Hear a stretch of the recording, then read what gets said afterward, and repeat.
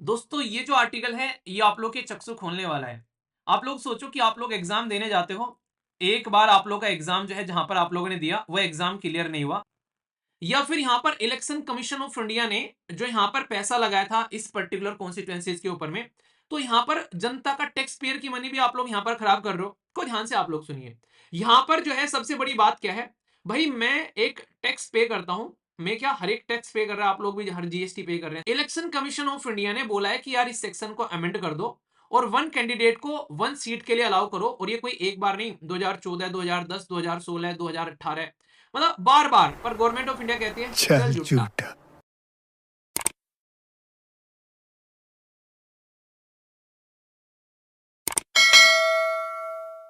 दोस्तों ये जो आर्टिकल है ये आप लोग के चक्षु खोलने वाला है। आप लोग सोचो कि आप लोग एग्जाम देने जाते हो। एक बार आप लोग का एग्जाम जो है जहां पर आप लोगों ने दिया वो एग्जाम क्लियर नहीं हुआ, मतलब मान लीजिए आप लोगों ने यूपीएससी का फॉर्म भरा 2025 के लिए। आप लोगों ने एग्जाम दिया एक सेंटर पर जाकर, वहां पर आप लोगों का एग्जाम अच्छा नहीं हुआ। ठीक है, आप लोगों को क्या उसी एग्जाम को यानी कि 2025 वाले को एक और मौका मिलेगा देने का कि भाई साहब चल ठीक है, अभी दूसरे सेंटर पर पेपर हो रहा है, दूसरे पर भी जाकर दे लेता हूं। अगर ये एग्जाम शिफ्ट में हो रहा है, अगर कोई एग्जाम शिफ्ट में हो रहा है तो पहले एक शिफ्ट में पेपर दे लिया, यार अच्छा नहीं हुआ, चलो दूसरी शिफ्ट में भी पेपर दे लेते हैं, अच्छा हो जाएगा। तो क्या आप लोग को दो मौके मिलते हैं पेपर देने के, यस या फिर नो? इसी के ऊपर में पूरा एक शानदार एडिटोरियल लिखा गया है और इसके ऊपर में ऑलरेडी यूपीएससी आप लोगों से प्रीलिम्स का क्वेश्चन पूछ चुकी है। ये क्वेश्चन जो पूछा गया है शायद 2022 में या फिर 2021 में पूछा है। ठीक है, बकायदा पूरा का क्वेश्चन भी मैंने डिस्कस किया था पहले आपसे। तो यहाँ पर ये मुद्दा किया जा रहा है हमारे देश के अंदर में, जो हमारे देश के अंदर में इलेक्शन के बारे में हम लोग बात करते हैं, तो हम लोगों को ये मौका नहीं मिलता है। पर लेकिन भाई साहब जो हमारे पॉलिटिशियन है उन्होंने अपने लिए बड़ा अच्छा जुगाड़ कर रखा है कि भाई एक कॉन्स्टिट्यूएंसी से अगर आप लोग हार जाओ तो दो कॉन्स्टिट्यूएंसी से इलेक्शन लड़ लो। भाई हमको जब एक वोट डालने का मौका मिला है एक ही कॉन्स्टिट्यूएंसीज में, तो फिर तुम लोगों को दो कॉन्स्टिट्यूएंसीज से लड़ने का मौका कैसे मिल रखा है? तो ये बिल्कुल गलत बात है या फिर सही बात है? पहले तो आप लोग इस पे अपना राय लिखिए कि आप लोगों की क्या राय है इसके बारे में। अगर तुम दो दो मौके ले रहे हो तो भाई हमको भी दो दो मौके दो। ठीक है, तो इसी के ऊपर में आर्टिकल लिखा हुआ है कि हम लोग अभी बात कर रहे हैं देश के अंदर में वन नेशन वन इलेक्शन के बारे में। पर लेकिन इसके बारे में भी हम लोग को बात करनी पड़ेगी कि वन कैंडिडेट मल्टीपल कॉन्स्टिट्यूएंसीज आखिर क्यों यहां पर लड़ पा रहे हैं। तो ये एक ऐसा इशू है जो कि इस डिस्कशन के ड्यूरेशन में सामने निकल कर आया कि अगर वन नेशन वन इलेक्शन की बात कर रहे हैं तो भाई वन कैंडिडेट वन कॉन्स्टिट्यूएंसीज की बात होनी चाहिए। जब जिस तरीके से हमारे पास में वन वोटर वन वोट की बात होती है, हम भी उसी पैटर्न में इस चीज को भी चाहेंगे कि देश के अंदर में ये इंप्लीमेंट हो। तो ये अभी क्यों निकल कर आ रहा है, और सबसे इंटरेस्टिंग चीज बताऊंगा मैं अभी आप लोगों को यहाँ पर आगे चलकर। हमारे देश के अंदर में अभी एक दो आर्टिकल है कि साथ में एक दूसरे पेज पर देखने को मिलेगा कि साइमल्टेनियस इलेक्शन जो है वो यहाँ पर इम्प्रैक्टिकल है और कॉम्प्लिकेटेड है। तो इसके बारे में बात की जा रही है क्योंकि देश के अंदर में 1.4 जो बिलियन लोग हैं यानी कि 140 करोड़ लोग हैं आज की डेट में, तो उनको एक ही सिस्टम में डाल देना एक ही तरीके से ये सही नहीं है। तो बहुत सारे ऐसे आर्टिकल भी छापे जाएंगे जो कि आप लोग को दूसरा एंगल और एक तरीके से अलग डायमेंशन बताते हुए नजर आएंगे। तो आज का पूरा फोकस हमारा रहने वाला है वन कैंडिडेट वन कॉन्स्टिट्यूएंसीज के ऊपर में। उदाहरण के तौर पर मैं आप लोगों को बताता हूं, हमारे देश के प्राइम मिनिस्टर मोदी साहब जो हैं वो जब पहली बार 2014 से इलेक्शन लड़के आए तो उन्होंने दो सीट से इलेक्शन लड़े। बताइए, एक सीट तो आप लोगों को पता है उत्तर प्रदेश से लड़े और दूसरी सीट जो है वो गुजरात से लड़े। उत्तर प्रदेश से तो बनारस से लड़े, गुजरात से कौन सी सीट थी आप लोग ये बताइए। अब यहां पर मैं आप लोगों को ये चीज क्यों समझाने की कोशिश कर रहा हूं, अगर कोई इंसान, अगर यहां पर उनको बनारस से जब उन्होंने सीट लड़ी तो यहां से भी उनको वोट दी लोगों ने, क्यों बहुत चाहते थे उस टाइम पे 2014 में। अब तो थोड़े से जो डाउन हुई हैं चीजें, पर 2014 में एक लहर टाइप की थी उनकी, एक तरीके से जिस तरीके से लोग उनको अप्रिशिएट कर रहे थे। हालांकि काम अभी भी अच्छा कर रहे हैं काफी चीजों को, अगर आप लोग देखोगे कुछ चीजें ऐसी हैं जिन पे फोकस करना चाहिए, तो उन पे अगर आने वाले टाइम पे फोकस होगा तो अच्छी चीजें रहेंगी। एक स्ट्रॉन्ग लीडरशिप होना देश के पास में जरूरी है। देश के बारे में सोचकर आप लोग अपने व्यू बनाया करो। पॉलिटिकल पार्टी आती जाती रहेंगी, अपना व्यू जो है वो देश को लेकर आप लोग रखा करो। ठीक है, अब वहां पे चाहे राहुल गांधी जी को मिले चाहे मोदी जी को मिले, देश आगे हमारा बढ़ता रहना चाहिए, उसके लिए पॉजिटिव कौन सोच रहा है। ठीक है, तो यहां पर उनके पास में दो कॉन्स्टिट्यूएंसीज यहां पर आप लोग को देखने को मिली थी। एक तो आप लोग को देखने को मिली उत्तर प्रदेश के अंदर में गांधीनगर, और दूसरी आप लोगों को यहां पर वाराणसी। जैसे ही वो जीत कर आए तो उन्होंने क्या किया, गांधीनगर वाली पोस्ट जो है वो अपनी उन्होंने छोड़ दी और उन्होंने वाराणसी वाली पोस्ट जो है वो उन्होंने अपना ली। ये बिल्कुल ऐसे ही है जैसे दो जगह आप लोगों का बेसिकली सिलेक्शन हो गया है, भाई साहब एक यूपीएससी में, एक स्टेट पीसीएस में।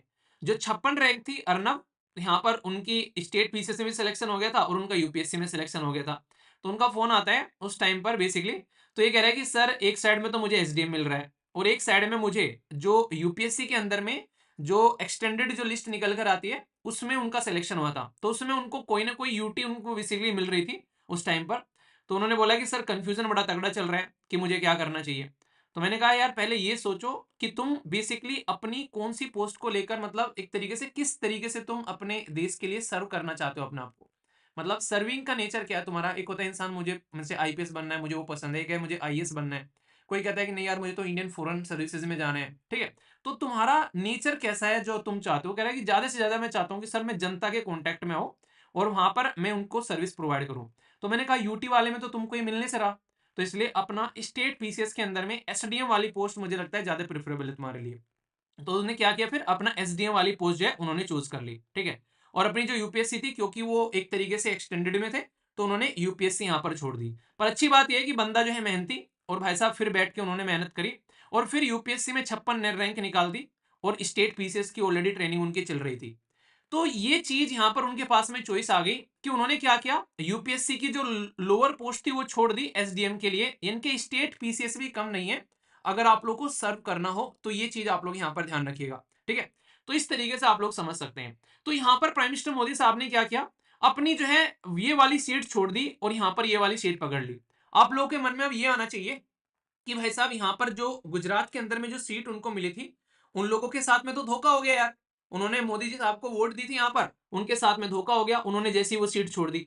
तो यहां पर मुद्दा ये निकल कर आता है कि इन लोगों की क्या गलती थी इसमें, या फिर यहां पर इलेक्शन कमीशन ऑफ इंडिया ने जो यहां पर पैसा लगाया था इस पर्टिकुलर कॉन्स्टिट्यूएंसीज के ऊपर में, तो यहां पर जनता का टैक्स पेयर की मनी भी आप लोग यहां पर खराब कर रहे हो।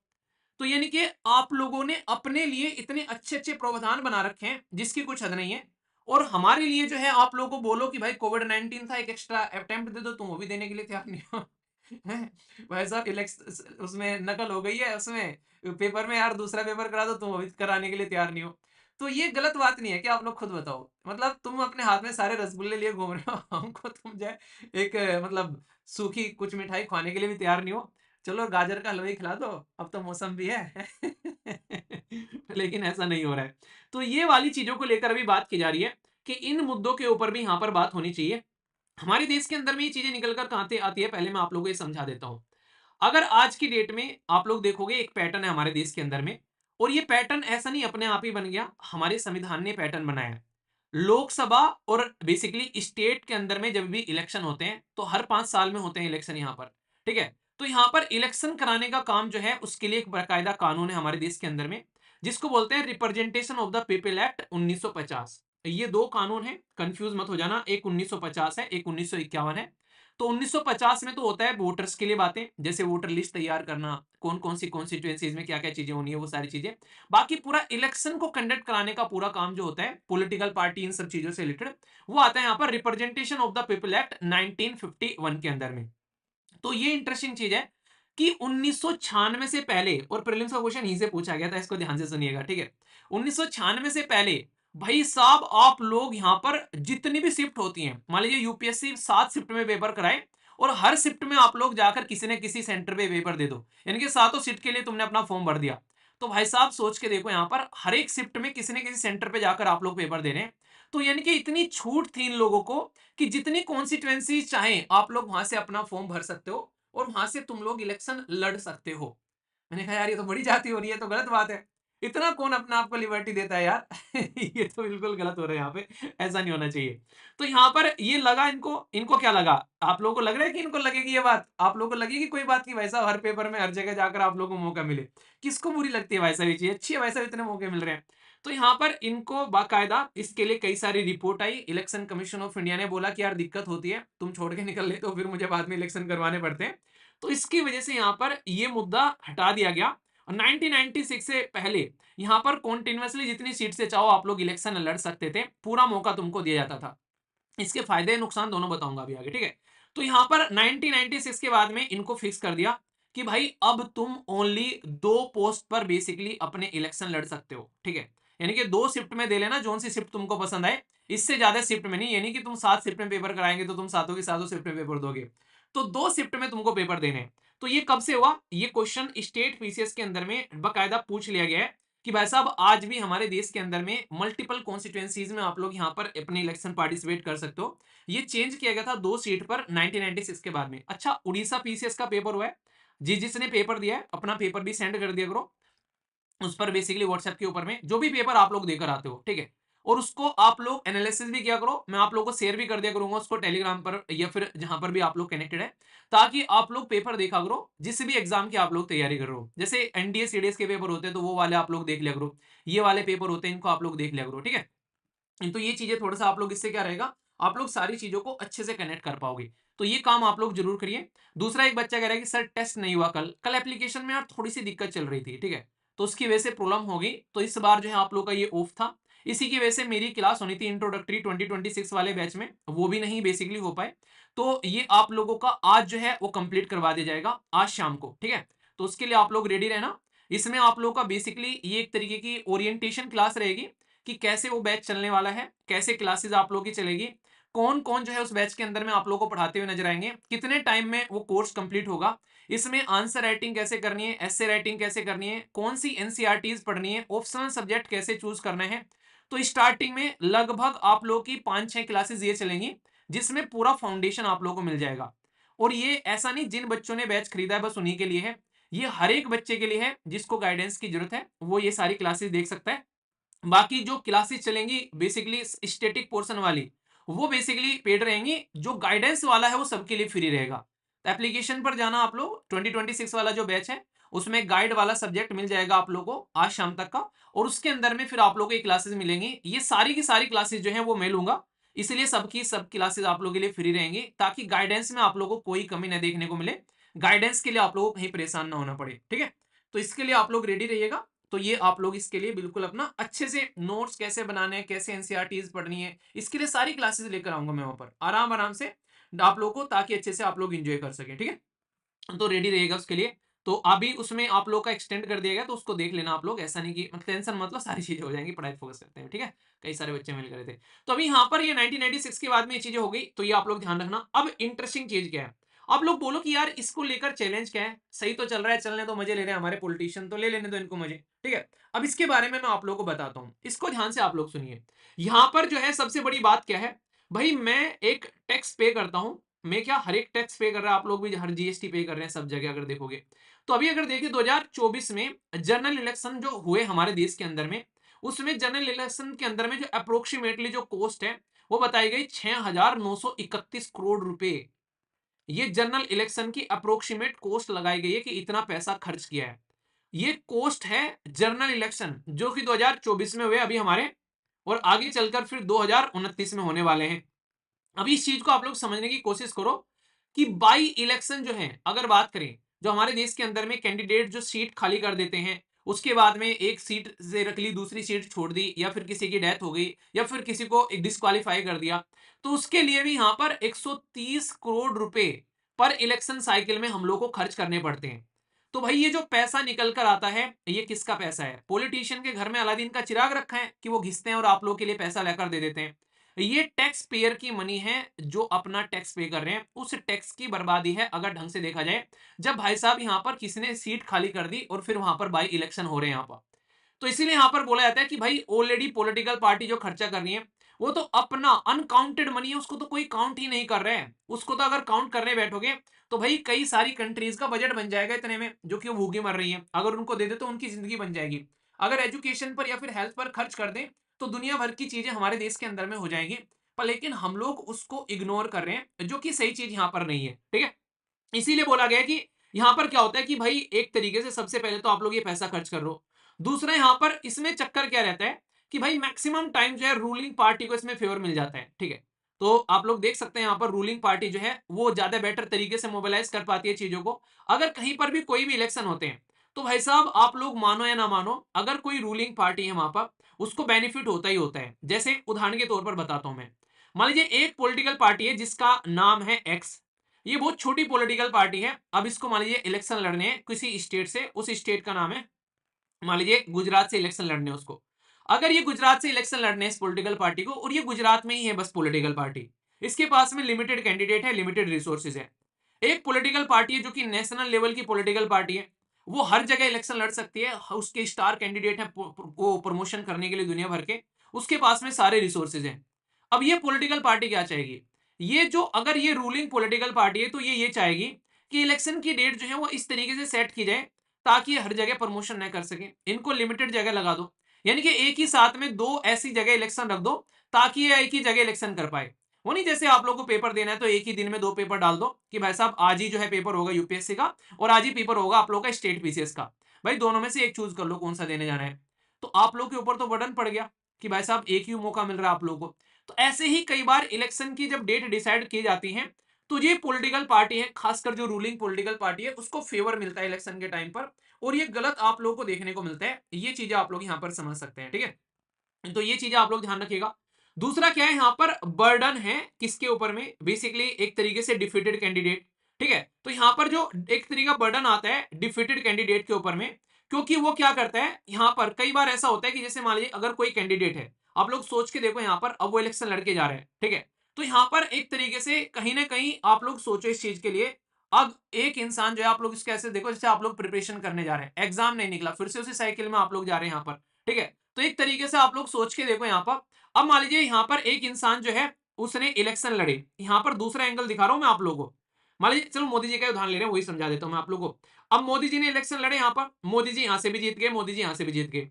अब यहाँ पे भी कोई इंसान हारा होगा और यहाँ पे भी कोई इंसान हारा होगा। तो भाई साहब जो यहाँ पे मोदी जी ने सीट ले लिया, चलो अच्छी बात है, यहाँ का हारा गया वो तो अब साइड में बैठ गया। पर लेकिन जो इंसान यहाँ पर हारा था मोदी जी से, अब उस इंसान को फिर से मौका मिला है इलेक्शन में पार्टिसिपेट करने का, क्योंकि यहाँ पर क्या हो रहा है, यहाँ पर अब फिर से री इलेक्शन हो रहे हैं भाई साहब, क्योंकि मोदी जी ने सीट छोड़ दी है।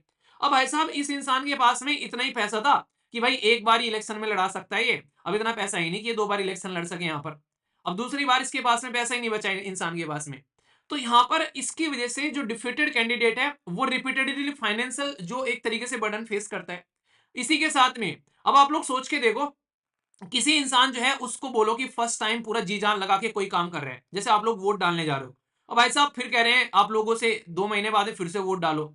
इंसान जो है अगर बार बार उसको इस तरीके से वोट आप लोग डलवाओगे तो लोगों का इंटरेस्ट भी इसमें खत्म होता हुआ नजर आता है। और यही बात आप लोगों को देखने को मिलेगी जो वायनाड के अंदर में, केरला के अंदर में 2014 में राहुल गांधी जी के द्वारा रेजिग्नेशन दिया गया था उस टाइम पर। तो बात की जा रही है जब बाईपोल हुए, तो यहां पर आप लोग सोच के देखो जनरल इलेक्शन में लोगों ने बढ़ चढ़कर पार्टिसिपेट किया था, 72.92 वोट डाली थी। पर लेकिन जब बाई पोल हुए तो ओनली 64% वोट डाली गई, यानी कि कई सारे लोगों का इंटरेस्ट ही खत्म हो गया यहां से। तो ये चीजें आप लोगों को समझनी पड़ेगी भाई साहब, आप लोग उनको उसी साइकिल में डाले जा रहे हो बार बार, तो ये गलत तरीका है, उनका इंटरेस्ट इसमें खत्म होता हुआ आप लोगों को यहाँ पर नजर आएगा। समझ रहे हैं आप लोग यहाँ पर, तो ये चीजें समझ सको। ये फिर से रिपीट हो गया, चलो ये तो पढ़ाई दिया। अभी यहां पर इसका इंपैक्ट और क्या पड़ रहा है, यहां पर आप लोग खुद देखो, डेमोक्रेटिक प्रिंसिपल पर पड़ रहा है भाई साहब इसका इंपैक्ट कहीं ना कहीं। मल्टीपल सीट पर पॉलिटिकल पार्टी जो है वो प्रायोरिटी देती है एक तरीके से, तो डेमोक्रेसी तो हर्ट हो गई ना। मुझे बेसिकली मैंने तो गांधीनगर से बेसिकली मोदी जी को वोट दी थी, मैं तो चाह रहा था मोदी जी मेरे लीडर बने यहाँ पर, ठीक है। पर लेकिन हुआ क्या, मोदी जी ने तो भाई साहब वहां से मुझे छोड़ दिया, मेरा हाथ छोड़ दिया, उन्होंने तो जाकर बनारस वालों का हाथ पकड़ लिया भाई साहब। तो यहाँ पर मुझे तो ठगा ठगा फील लगेगा ना यार, मैंने तो कैंडिडेट को वोट दी थी, मैंने तो नहीं पॉलिटिकल पार्टी को वोट दी थी, मैं तो चाह रहा था कि यहाँ पर मोदी जी काम करें मेरे एरिया में आकर। पर लेकिन इसकी वजह से यहाँ पर एक जो ट्रस्ट है वो ब्रेक हो गया यहाँ पर, ठीक है। तो ये चीज आप लोगों को देखने को मिलेगी। तो वोटर जो चाहते हैं कि भाई साहब एक तरीके से जो शिद्दत से पार्टिसिपेट कर रहे हैं, अच्छा खासा वोटर उन्होंने एक तरीके से वोट डाला है, तो ये यहाँ पर दिक्कतें होती नजर आती है, ठीक है। इसी के साथ में यहाँ पर क्या होता है, भाई लीडर सेंट्रिक पॉलिटिक्स हो जाती है। आप लोग खुद सोचो यहाँ पर एक लीडर कौन सा दो दो जगह से कौन सा दो दो जगह से कॉन्स्टिट्यूएंसीज में फॉर्म भरता है। भाई जो फेमस लीडर होते हैं जैसे मोदी जी हो गए, इसी के साथ में राहुल गांधी जी हो गए, या फिर जो भी एक तरीके से फेमस लीडर होते हैं, तो ये उस लीडर के सेंटर में रखते हुए सारी पॉलिटिक्स घुमा देते हैं बेसिकली, और सब कुछ छोड़ देते हैं। अब आप लोग एक चीज सोच के देखो, भाई उत्तर प्रदेश में कौन से सोने के पेड़ उग रहे हैं, या फिर उस अल्लू अर्जुन वाली मूवी चंदन के पेड़ उग रहे हैं कि मोदी जी भाई साहब उत्तर प्रदेश की सीट ले ली, उन्होंने खुद अपना होम स्टेट छोड़ दिया। उसके पीछे रीजन है, अकेले लोकसभा के अंदर में 80 सीटें जो है वो अकेली अकेली उत्तर प्रदेश से आती है भाई साहब। आधे में राम और आधे में गांव, अकेला उत्तर प्रदेश जो है पलट देता है। एक मूवी है, मूवी यंगिस्तान देखी सर, मूवी का नाम यंगिस्तान, यंगिस्तान ही है ना आई थिंक, मैं मतलब यंगिस्तान ही है सर मूवी का नाम, जहां तक मैं if I am not wrong तो यंगिस्तान है मूवी का नाम शायद। यंगिस्तान, सर्च कर लेते हैं। हाँ, यंगिस्तान ये मूवी का नाम।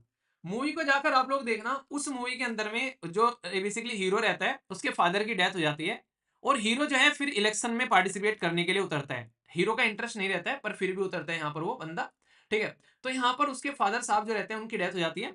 तो जब ये इलेक्शन में उतरता है तो भाई साहब क्या कहता है, भाई साहब उनकी पॉलिटिकल पार्टी स्टार्टिंग में ज्यादा सीट नहीं लेकर आई, तो यहाँ पर इसलिए कुछ मतलब लग रहा था कि हारेगी।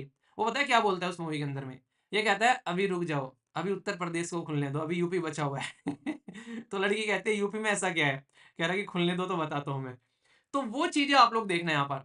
तो उसमें दिखाया कि उत्तर प्रदेश को खुलने दो तब तुमको पता चलेगा पिटारा कहां से खुल के आता है। इसीलिए उत्तर प्रदेश में आज तक की हिस्ट्री के सबसे ज्यादा प्राइम मिनिस्टर जो है उत्तर प्रदेश से निकल कर आते हैं, क्योंकि उनको पता है कि अगर उत्तर प्रदेश अपने कंट्रोल में रहेगा तो भाई साहब सारी चीजें अपने कंट्रोल में रहेंगी, यहाँ पर आराम से तुम यहाँ पर इलेक्शन जो है वो जीत कर निकल सकते हो। अब ये सबसे गंदी चीज भी अगर देखा जाए, मतलब अगर आप लोग देखो सारे स्टेट बराबर होने चाहिए ना भाई, कोई उत्तर प्रदेश है, कोई आंध्र प्रदेश है, चाहे छत्तीसगढ़, मध्य प्रदेश, उड़ीसा, आसाम, बिहार, वेस्ट बंगाल, हिमाचल प्रदेश या राजस्थान, गुजरात, कहीं भी जाओ इंसान, भाई सबको अगर ढंग से देखा है। इसीलिए बार बार बोलते हैं कि पॉलिटिकल पार्टी जो है वो अपनी वोट पर फोकस करेगी, उन लोगों को इग्नोर कर देगी जो माइनॉरिटी में है, या फिर उन स्टेट को इग्नोर कर देगी जिनका ज्यादा प्रेजेंटेशन नहीं है यहाँ पर बेसिकली पॉलिटिक्स के अंदर में। इसीलिए साउथ इंडिया के राज्य जो हैं वो फिलहाल अभी यहाँ पर बेसिकली परेशान है। वो ये कह रहे हैं कि कल को चलकर यार हमारी वोट जो है वो कम होती जा रही है और उसके बेसिस पर तुम कॉन्स्टिट्यूएंसीज में यहाँ पर बेसिकली सीट डिसाइड कर रहे हो। तो दिक्कत ये निकल कर आ रही है कि हम तो यहाँ पर रिप्रेजेंटेशन रहेंगी नहीं, तो तुमको तो हमको तो वैसे इग्नोर कर दोगे और भी ज्यादा। तो ये सोचने वाला मुद्दा है जिसके ऊपर में बात की जाती है। तो कैंडिडेट को तो सेफ्टी नेट मिल गया कि भाई एक जगह से और वोट लड़ ले, और लीडरशिप की कंटिन्यूटी बनी रहती है। उनको फायदे क्या होते हैं, नॉर्मली पॉलिटिकल पार्टी को ही होते हैं कि भाई कैंडिडेट था वो एक जगह से हार गया, दूसरी जगह से जीत गया, तो कंटिन्यूटी बनी रहती है यहाँ पर। अभी खुद देख लो ममता बनर्जी जी के बारे में आप लोग, ठीक है, खुद की सीट से हार गई थी यहाँ पर 2021 में। पुष्कर सिंह धामी साहब जो है 2022 में हार गए थे। तो पर लेकिन फिर भी दो जगह से जीत जो है लड़ लेते हैं, तो एक जगह की कंटिन्यू रह जाती है। तो मतलब इनका वो एक मेंटेन बना रहता है एक तरीके से कंटिन्यूटी, जो कि इनको फायदा हो जाता है यहाँ पर लेकिन अभी मैं कुछ चीजें आप लोगों को और बताऊंगा, क्योंकि ये टॉपिक ऐसा है। अभी आप लोगों से वन नेशन वन इलेक्शन में अभी जो लास्ट पेपर हुए थे अपने मेंस के यूपीएससी के, उसमें पहले ही क्वेश्चन रखा हुआ था। अगर कल को चलकर one nation one election already implement करने जा रहे हैं, इतना ज्यादा न्यूज में ऑलरेडी है, अब की बार अगर वो one nation one candidate one constituencies के बारे में पूछ ले तो कोई बड़ी बात होगी नहीं, ठीक है। तो आप लोग खुद सोचो यहाँ पर, क्या कोई देश ऐसा है जहां पर और भी इस तरीके का पैटर्न फॉलो किया जाता है? अगर ऐसा क्वेश्चन आप लोगों से पूछे तो आप लोग क्या कहोगे? तो सुनना इस चीज को ध्यान से। अभी पड़ोसी देश में अगर आप लोग जाओगे, यहां पर एक है बांग्लादेश जो कि हमारे हिस्सा था, हमारी बच्चा है, अपना ही बच्चा है, छोड़ दो माफ कर दो। एक है पाकिस्तान, ठीक है। तो बांग्लादेश और पाकिस्तान दोनों के दोनों यहां पर मल्टीपल कॉन्स्टिट्यूएंसीज पर ये अलाउ करते हैं, ठीक है। यहां पर यानी कि वहां पर भी ये काम चल रहा है। पाकिस्तान जो है उसमें कोई लिमिट नहीं है जितनी से चाहो, पर बांग्लादेश में आज के में 3 कॉन्स्टिट्यूएंसीज पे लिमिट है। तो यानी कि क्योंकि हमारा ही पार्ट थे तो भाई साहब वो भी हमारे जैसे ही दिखेंगे एक तरीके से, ठीक है, हरकतें करेंगे। पर लेकिन यूनाइटेड किंगडम के अंदर में ये चीजें समझ में आ गई कि यार जनता का पैसा खर्च हो रहा है, इलेक्शन कमीशन को और भी काम है, वो काम देखेगा, यहाँ पर इन्हीं के चक्कर में लगा रहेगा क्या? इसी के साथ में इतनी सारी जो रिसोर्सेज को बर्बाद होना पड़ता है, यहाँ पर बार बार फोर्सेज कैंडिडेट को बार बार वोट डालनी पड़ती है। इन्होंने यहाँ पर ये मल्टीपल कॉन्स्टिट्यूएंसी जो है 1983 में बैन कर दी। इन्होंने बिल्कुल बैन कर दी कि भाई नहीं होगा, यानी कि वो देश जो कि हमारे ऊपर 200 साल तक रूल करके गया, उसने इस चीज को बैन कर दिया कि नहीं, एक बार भाई इलेक्शन लड़ो। जब बच्चों को तुम एक बार एग्जाम देने का मौका देते हो तो भाई तुम भी यहां पर एक बार ही मौका मिलेगा तुमको, अब अगले साल अगले 5 साल में आना। फिर यूरोपियन डेमोक्रेसी ने फेज आउट कर दिया है क्लियर रिप्रेजेंटेशन और अकाउंटेबिलिटी बनाए रखने के लिए। यानी कि यूरोप के अंदर में अगर आप लोग जाओगे, खासकर अगर यूरोपियन यूनियन को भी आप लोग देखते हो, तो 27 कंट्री है। पहले 28 हुआ करती थी, अभी यहां पर ब्रिटेन जो है वो बाहर निकल गया, जिसको आप लोग ब्रेग्जिट बोलते हो। ब्रेग्जिट मतलब ब्रिटेन का यूरोपियन यूनियन से एग्जिट, बाहर निकल जाना। उसमें मैक्सिमम कॉन्स्टिट्यूएंसी यही काम करती है कि भाई एक इंसान एक ही जगह से यहां पर एक ही कॉन्स्टिट्यूएंसी के लिए लड़ सकता है। तो ये चीजें हम लोग को भी समझनी पड़ेगी कि इस चीज से ही हम लोग जो है चीजों को कंट्रोल कर पाएंगे। आज से ही बात नहीं कर रहा हूं भाई साहब, पिछली अगर हिस्ट्री उठाकर देखो आप लोग यहाँ पर, तो आप लोग देखो यहाँ पर इलेक्शन कमीशन ऑफ इंडिया ने बोला है कि यार इस सेक्शन को अमेंड कर दो और वन कैंडिडेट को वन सीट के लिए अलाउ करो। और ये कोई एक बार नहीं, 2014, 2010, 2016, 2018, मतलब बार बार। पर गवर्नमेंट ऑफ इंडिया कहती है चल जुट्टा, ऐसे थोड़े ना काम चलेगा, ऐसे नहीं करने का हम, तेरी कैसे मान ले भाई साहब। इवन हमारे देश के अंदर में लॉ कमीशन ऑफ इंडिया ने भी यहाँ पर जब 2015 में अपनी रिपोर्ट सबमिट करी, उसने भी कहा कि भाई वन कैंडिडेट वन सीट कर लो। इन्होंने उसकी बात भी नहीं मानी यहाँ पर। अब फिर जब इन्होंने कई सारी बात नहीं मानी तो कम से कम यार तुम ऐसे नहीं मान रहे, ऐसे तो मान लो भाई, तुम दो दो जगह से लड़ रहे हो, खर्चा आता है यहाँ पर, बजट तुम मुझे देते नहीं हो, तो कम से कम अपना पैसा तो दो यहाँ पर। अगर जहां से बेसिकली तुम इलेक्शन लड़ के आ रहे हो नहीं कि तुमने इलेक्शन लड़ लिया, तुम तो खा पी के निकल लिया वैसा पार्टी करके अपनी, तो भाई वहां पर खर्चा वो जो हुआ उस खर्चे का पैसा दो यहाँ पर। तो कई सारी ऐसी बातें की जाती हैं इस चीज को लेकर, तो आने वाले टाइम में देखना मिलेगा कि भाई इसको कई कहते हैं कि बैन कर देना चाहिए, कई कहते हैं कि कोस्ट की रिकवरी करो, जिसकी वजह से डिले हो जाता है कई बार बाई इलेक्शन में, वो दिक्कतें देखने को मिलती है। तो इसलिए कहते हैं कि भाई साहब जब हमारे देश के अंदर में one nation one election, one vote one candidate, इसीलिए वन कॉन्स्टिट्यूएंसी वन कैंडिडेट नहीं होना चाहिए। अब मुझे आर्टिकल 326 के अंदर में एक ही वोट डालने का अधिकार है, वो अपनी कॉन्स्टिट्यूएंसीज में वो वोट डाल सकता हूं। पर लेकिन यहाँ तुम जो है किसी भी कॉन्स्टिट्यूएंसीज में जाकर लड़ रहे हो, कितने भी तुम यहाँ पर फॉर्म भर रहे हो, तुम यहाँ पर अच्छे मजे ले रहे हो यार, ये तो गलत बात है यार। मैं नहीं खेलता, तुम तो रोडी कर रहे हो, नहीं कहते तुम तो कर रहे हो, रोली कर रहे हो, चिटिंग कर रहे हो, ठीक है। तो ये वाली कंडीशन है यहाँ पर। तो ये इतना इंपॉर्टेंट टॉपिक है, प्रीलिम्स से क्वेश्चन बन चुका है, मेंस में भी बन सकता है, इंटरव्यू में आप लोगों से पूछ लेंगे कि आप लोगों को क्या लगता है कि वन कैंडिडेट वन इलेक्शन वाला मुद्दा आना चाहिए यहाँ पर। तो यहाँ पर सुप्रीम कोर्ट को भी इसमें एंट्री मारनी चाहिए रजनीकांत की तरीके से, अब की बार तुमको एक ही कैंडिडेट को एक इलेक्शन, मतलब अच्छे खासे रिफॉर्म किए जा सकते हैं 2029 में अगर चाहे तो यहाँ पर। तो इसके अंदर में मैंने कई सारी डायमेंशन आप लोग की कवर कर दी, ताकि कल को चलकर अब बात हो इसके बारे में तो आप लोग यहाँ पर याद रखिएगा, ठीक है। आर्टिकल 326 से याद रखना, उसको आप लोग कंफ्यूजन में मत लेना, ठीक है। तो बेसिक है और इंपॉर्टेंट है, ओके। तो कोई भी डाउट मत रखिएगा। मजा आया कि नहीं आया, समझ में आ गया आर्टिकल, कोनो दिक्कत कोनो समस्या तो नहीं है? चलिए अच्छे से एंजॉय करिए।